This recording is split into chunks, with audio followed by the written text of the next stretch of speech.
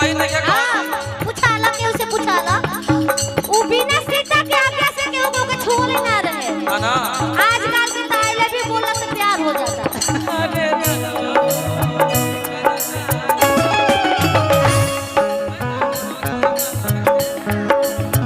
राम जी के धरे जे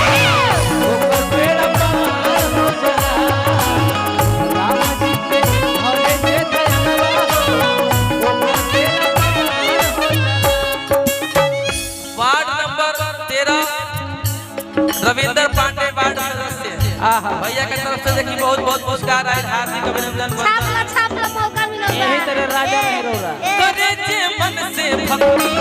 तारे जो देते शक्ति करे जो मन से भक्ति तारे जो देते शक्ति सबरी ने दर्शन पाया शबरी ने दर्शन पाया नाम जो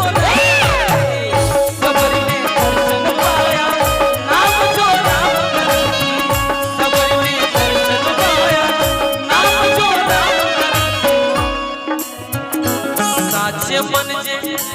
करे सुमिरनवा हो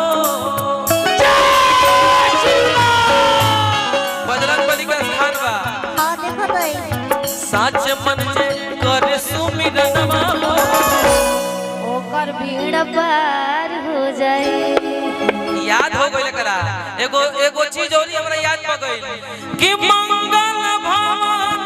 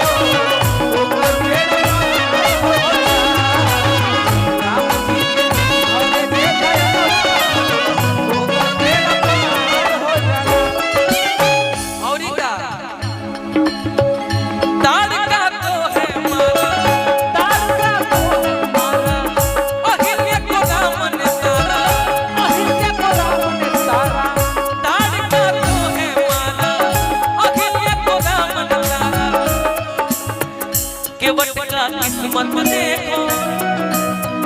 केवट का किस्मत देखो प्रभु का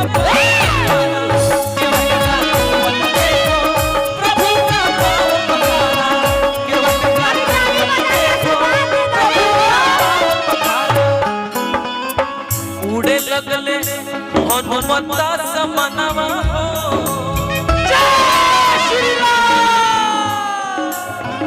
उड़े लगले हनुमता समनवा अरे बल में बेड़ा पार हो चला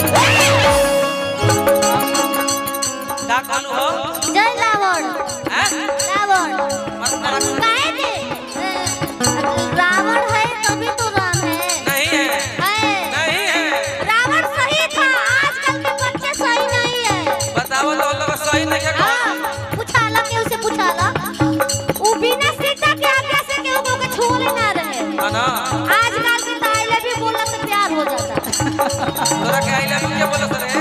लइका कौन लइका तोरा के रसेन के लइका आई लव यू बोलत बताऊ बोल राम जी के घर